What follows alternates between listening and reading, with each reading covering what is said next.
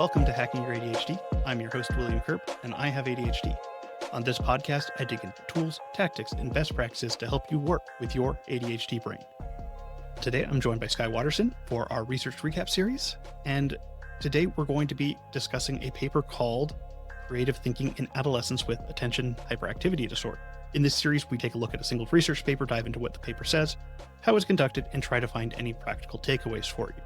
This is a new series. I do want to make sure that, hey, if you have thoughts, let me know. You can go over to hackingYourADHD.com/contact and send me a message, and I will try and figure out how we can make this series the best for everyone listening. And I appreciate all the feedback I've gotten far. If you have anything else to say, I'd love to hear it. New episodes of Research Recap will be coming out every other Friday. And with that, let's get on with the show. Awesome. I'm excited about this one. This paper is an older paper. It's 2006, which is way older than we usually do. But this paper is one of the first papers that I ever read about benefits of ADHD, about the strengths. And it came up recently because I was talking with a professor who was also an MD who has ADHD and works in New York University. And they were talking about the good papers that look at the strengths of ADHD, referenced this paper as one of them. I thought it was worth bringing up again when we talk about the strengths of ADHD. Because it's very interesting that, especially in today's landscape where you have all these ideas of ADHD superpowers and all these things, and I don't love that model of thinking about it. It is going, only 20 years ago did we start seeing papers talking about ADHD as a strength rather than as a deficit model. And it was interesting. I agree with you. I tend to call them strong strengths, strong weaknesses. We have both. And this paper is called Creative Thinking in Adolescence with ADHD.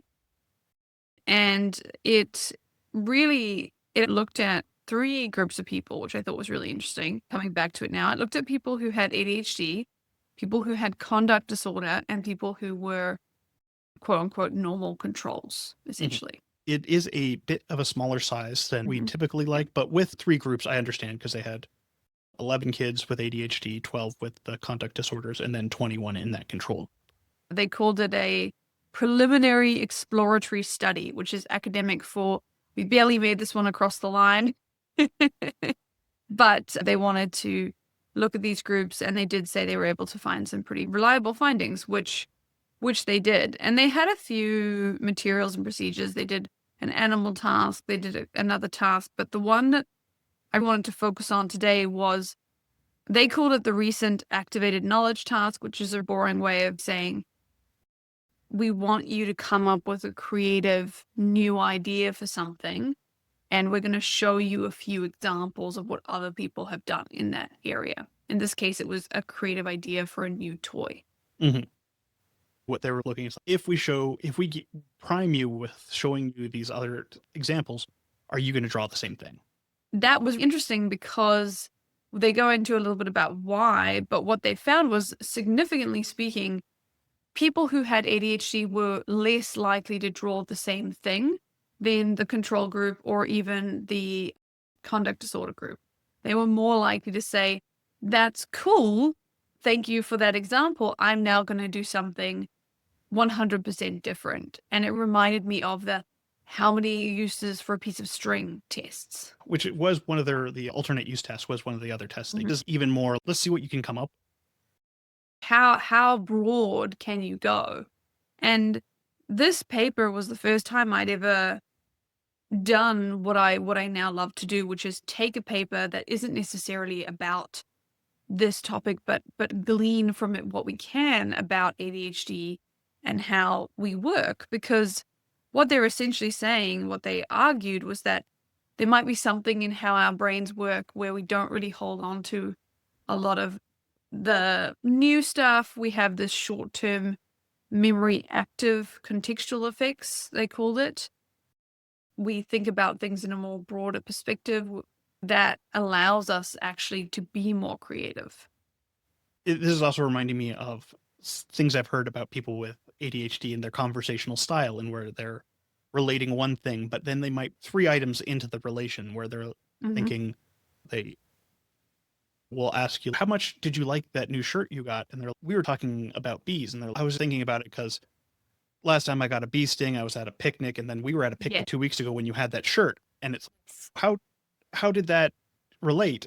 And it's in our brain is a clear relation, but for neurotypical people, that is a stretch. 100%. And that really relates here to this idea of what they call conceptual expansion, not being as zoned in on what is happening right now and thinking about it in this more broad conceptual way.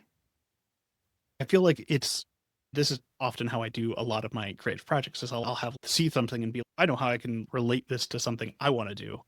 Again, not directly related. And although it does make me often feel I'm plagiarizing from this person, even though I'm 5 steps away from what they said. Mhm. Which I wonder comes into it. There is interesting when there were some examples and us ADHD people, that's cool, but I want to be completely original. There's no studies on that, but that's a strong thing that I've heard from a lot of people. I think it was really interesting too.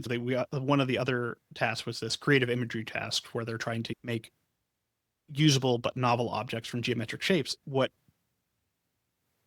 While we did make novel objects, they were not very functional. So it made me sad. It made me think about how we do our planning often too, where we're often big thinkers and we're going to make this really cool thing. Then when it comes down to the functionality of it, it's Yeah. little, Yeah. it's something to be desired. Yeah. The practical element, and this is maybe a warning to those of you who are, that's amazing. I'm going to go super broad. When they did the example of what that looks like in practice, they said hasty or erratic responses and the resulting lack of appropriate goal-directed planning could have resulted in the creation of inventions that were less functional and practical than otherwise. That was a little bit damning. I do think we are very creative and there is definite data that shows that ADHD does come with creativity. And sometimes that is something I will doubt for myself because I can't think with someone else's brain. My levels of creativity feel like that's how everybody's brain thinks. Apparently not. No.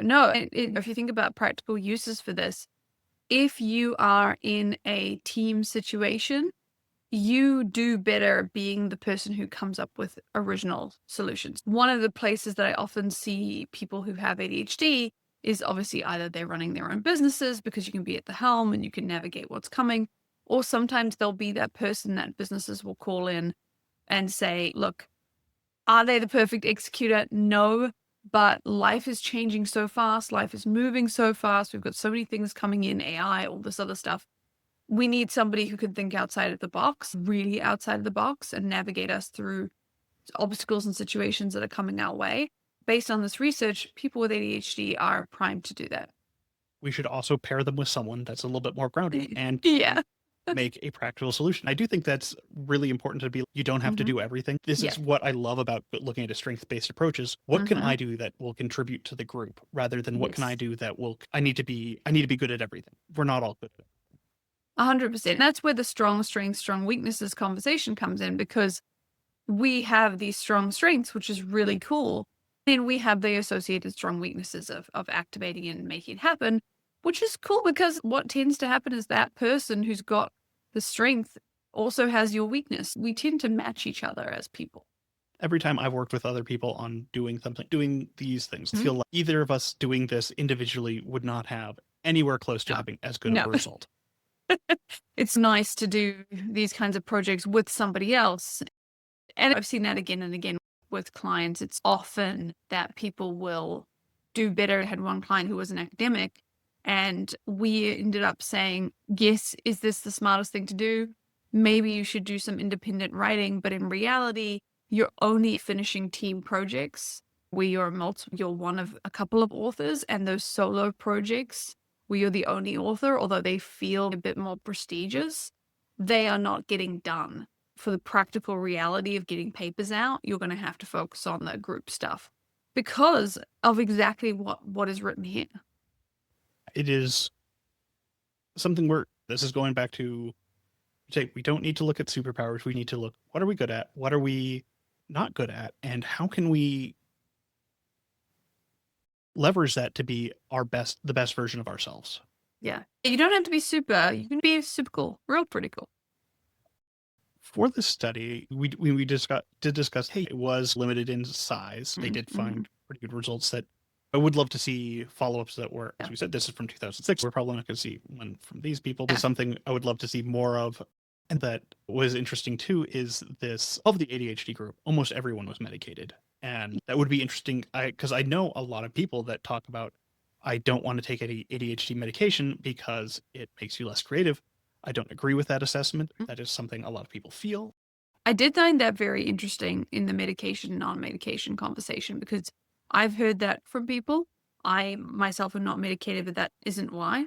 And it's an interesting conversation here because I don't know what you think is going on, but according to this paper, which is very small and we'd love to see more of it, it looks like there is creativity regardless. And for me, what I find too with creativity is I can make that next logical leap if I'm focused on the problem, I'm doing stuff with it, and I'm going through. If I'm unmedicated, I am not doing anything for my ADHD. It will be something where I'm those words, and that's about as far as I get with that idea.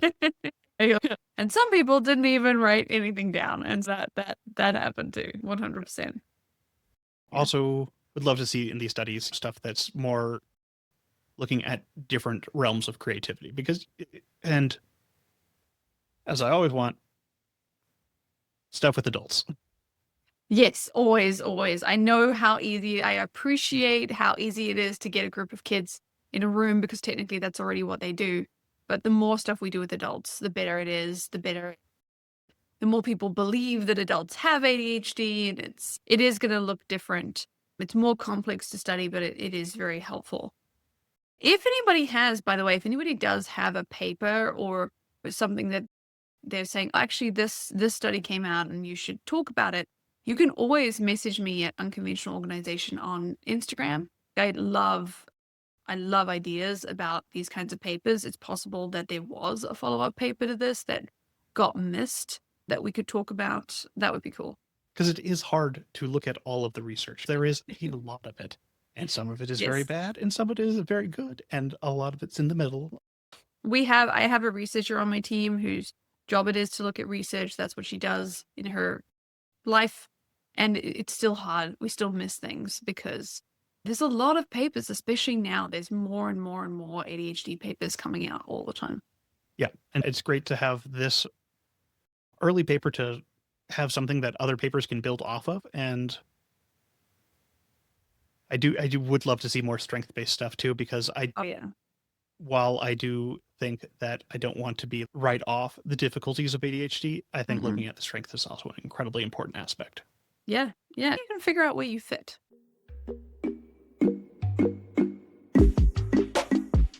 Hello! So you were just listening to a research recap. I'm Skye Waterson of Unconventional Organization. If you like that, there's lots more information about ADHD and support for you at unconventionalorganization.com. You can go ahead and check that out. Lots of free resources, lots of strategies, and if you want to join our programs, you can do that as well. And we'll see you there, Unconventional Organization.